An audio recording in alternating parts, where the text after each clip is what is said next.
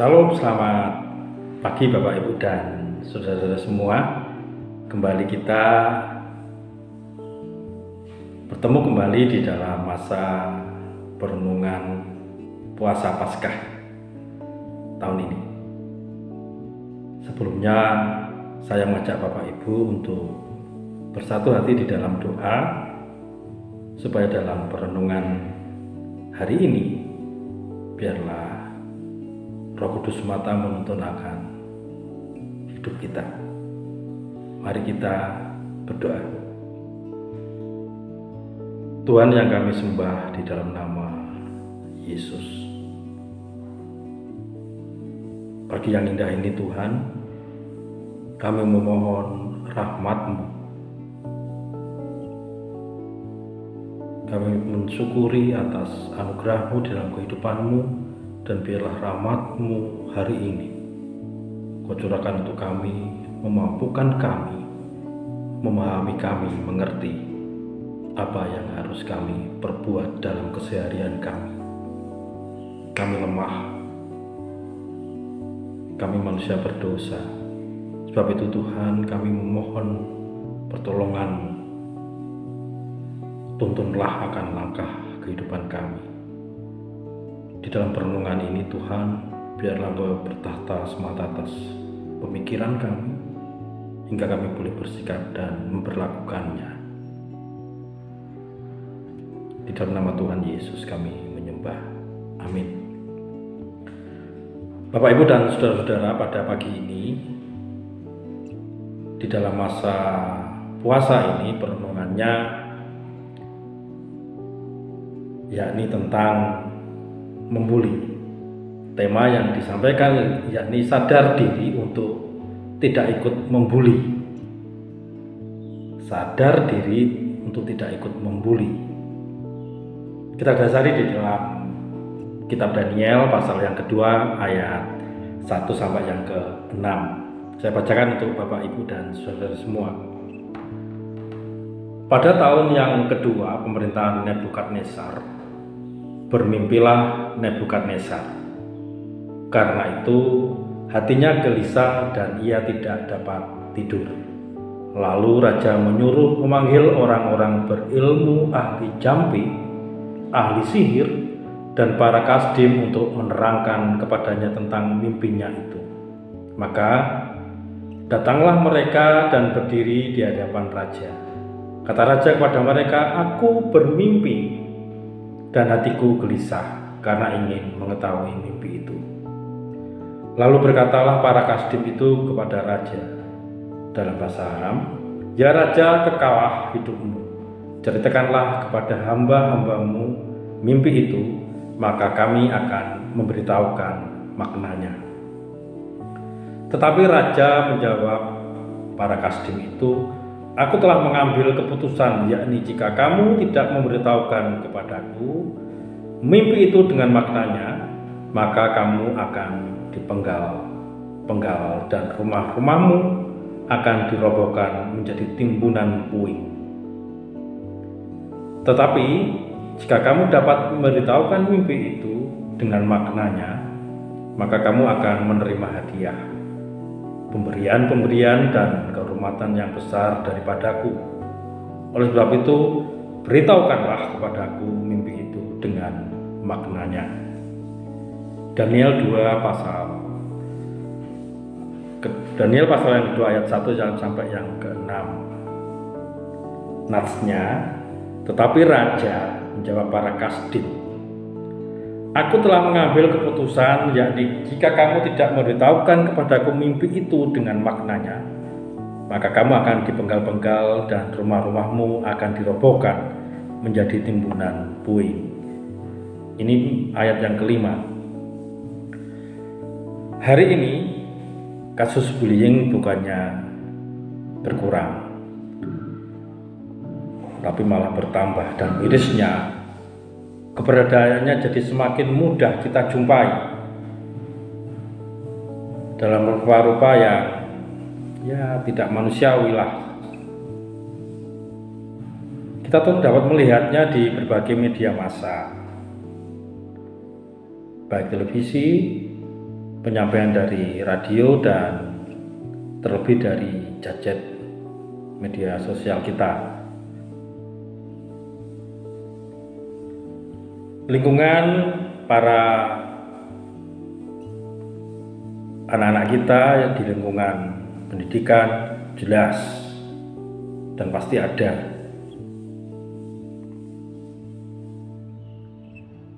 Dikira aman lingkungan, tapi tidak terlepas itu juga tak terhindarkan dari yang namanya membuli. Bullying bermakna perilaku seseorang menyakiti seseorang, menakuti seseorang yang lebih kecil atau kurang berkuasa atau yang lemah. Maka tidak jarang kasus bullying kita temui secara hadir dan kita lihat senior dengan junior. Banyak contoh yang lainnya. Nah, bacaan kita di kitab Daniel, Nebukadnezar adalah contoh raja dari Babel yang melakukan bullying pada para kasdim. Ia memaksa untuk menerjemahkan mimpinya. Jika mereka tidak bisa menerjemahkan, maka mereka dipastikan akan mengalami siksaan dan penderitaan. Bahkan rumah pun akan dijadikan puing-puing.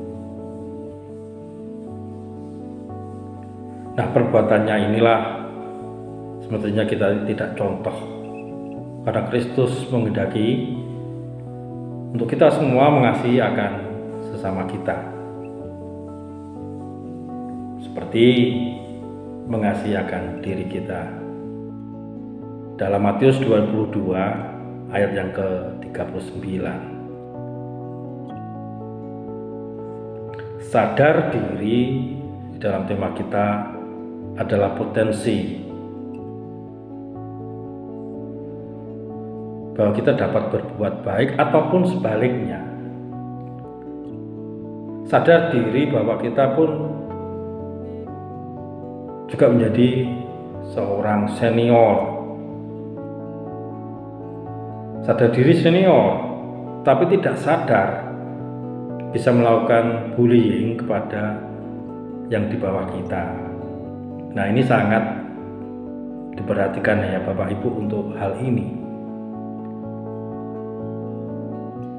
Rasa lebih, ya lebih skalanya lah, lebih gagah, lebih besar, lebih apalah, ya itu terkadang tanpa kita sadari kita melakukan bullying kepada junior.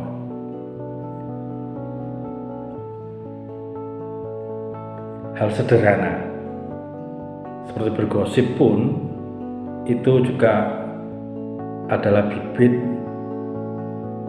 menciptakan bullying dalam tindakan.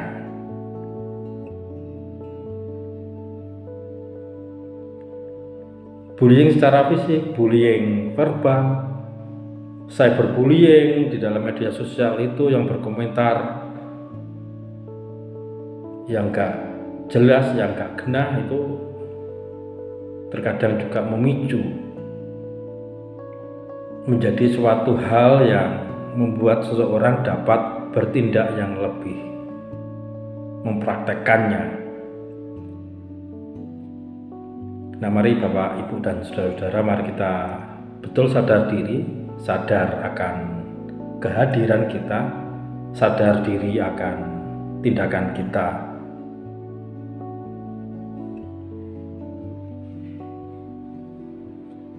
Mari kita membiasakan diri untuk mengasihi siapapun sekitar kita.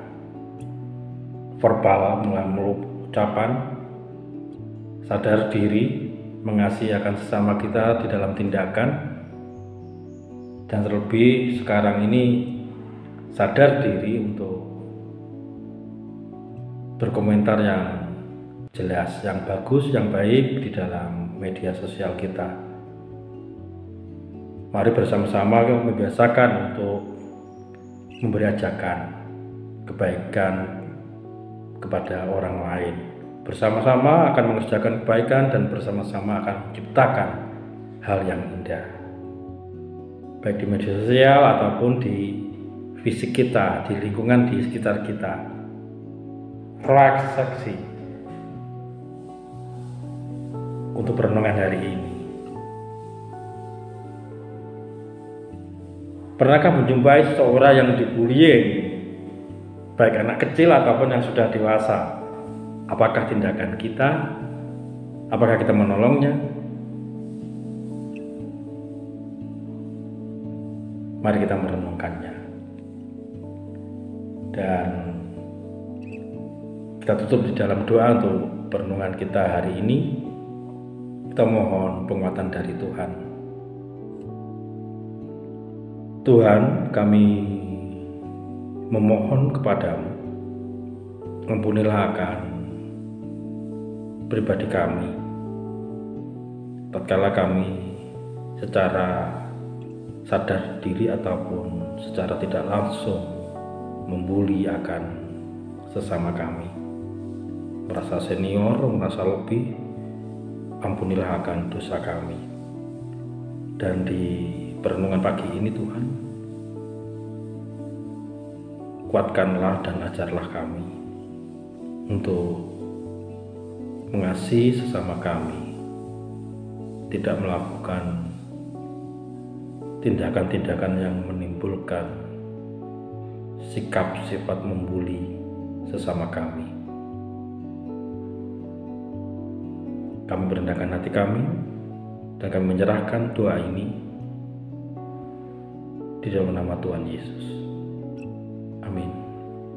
Selamat pagi Bapak Ibu, selamat melakukannya di dalam kehidupan kita masing-masing. Tuhan Yesus memberkati.